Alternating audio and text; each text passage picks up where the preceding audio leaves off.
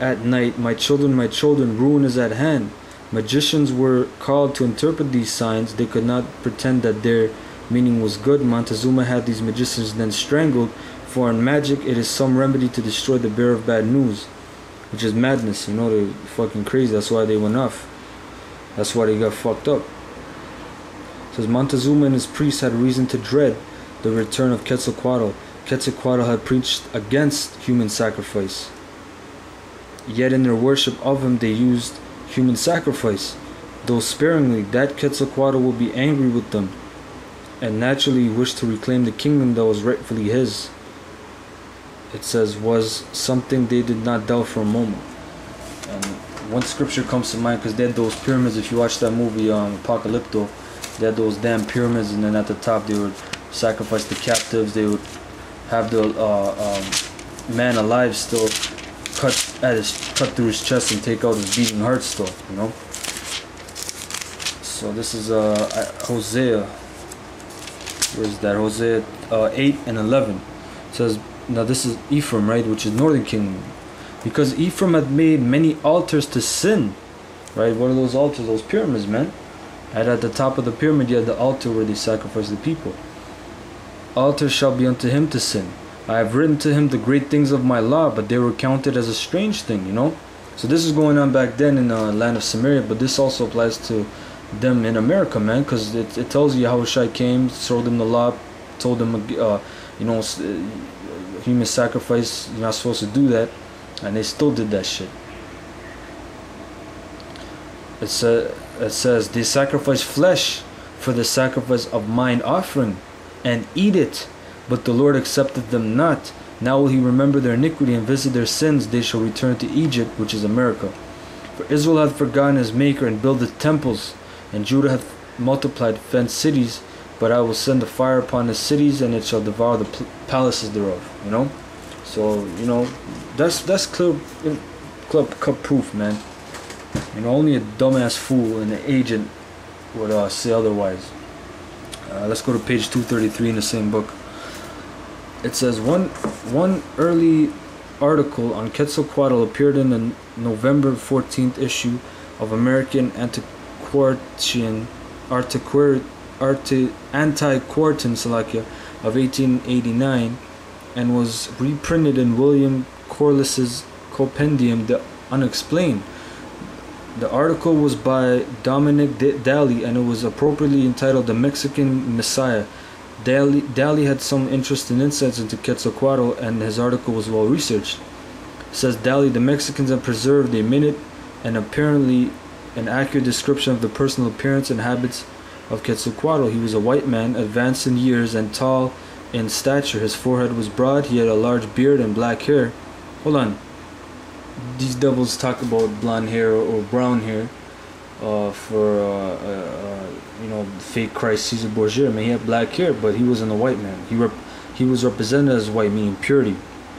That's a scholar's description. He is described as dressing in a long garment. Alright, page 236.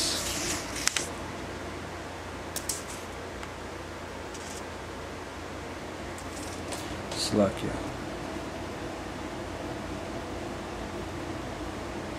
Yeah, page 236. This is down here. Dali continues, another theory as to the identity of Quetzalcoatl may here be noticed. Lord Kingsborough makes the startling suggestion that Quetzalcoatl was no other than Christ himself, and in support of this maintains that the phonetic rendering in the Mexican language of the two words Jesus Christ would be as nearly as possible as Quetzalcoatl. It says also, as a farm man walking about Mexico and preaching brotherly love, harmless living, and above all the abolition of warfare is concerned, there are other legends that place a similar figure walking throughout South America, certain Caribbean islands, and most of North America, including areas of Canada, the Central Plains, and the Mississippi Valley. Alright, down here it says, in his diary of Peru, begun in 1541, Pedro de Cleza de Leon wrote, a white man of great stature, who by his aspect and presence called forth great veneration and obedience. They say this man went on towards the north, working these marvels along the way of the mountains, and that he never more returned, so as to be seen in many places. He gave orders to men how they should live, and spoke lovingly to them and with much intelligence, admonishing them that they should do good and no evil or injury to one another, and they should be loving and charitable to all. And then the last part down here, it says, E.B. Taylor, the father of British anthropology and the author of the book Early History of Mankind, quotes the following tale. Quetzalcoatl appeared at Panuco, up a river on the eastern coast. He had landed there from his ship, coming no man knew from whence. He was tall, of white complexion, pleasant to look upon, with fair hair and bushy beard, dressed in long flowing robes. Received everywhere as a messenger from heaven, he traveled inland across the hot countries of the coast to the temperate regions of the interior, and there he became a priest, a lawgiver, and and a king. The beautiful land of the Toltecs teemed with fruit and flowers, and his reign was their golden age. Poverty was unknown, and the people reveled in every joy of riches and well-being. The Toltecs themselves were not like the small, dark Aztecs of latter times. They were large of stature and fair, almost as Europeans. It was bullshit. And sun-like, they could run unresting all the day long. Quetzalcoatl brought with him builders, painters, astronomers, and artists, and many other crafts. He made roads for travel and favored the wayfaring merchants from distant lands.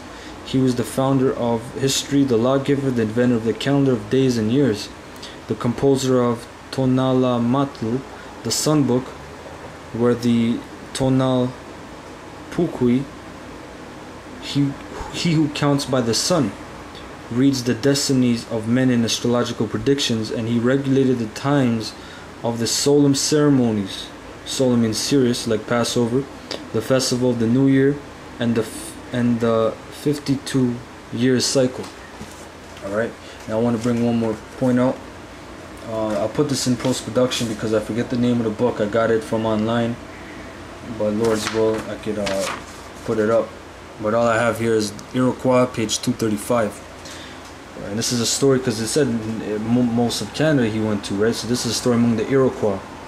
It says, there was even a curious encounter with the Iroquois religion's main competitor.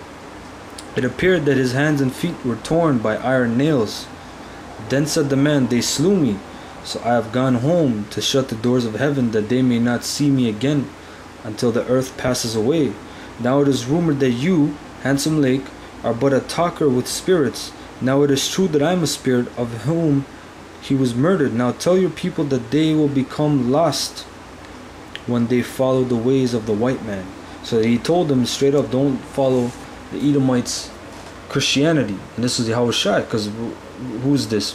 My feet were torn by nails, they slew me, you know. So the Lord came to the men, and this is just one account. A lot of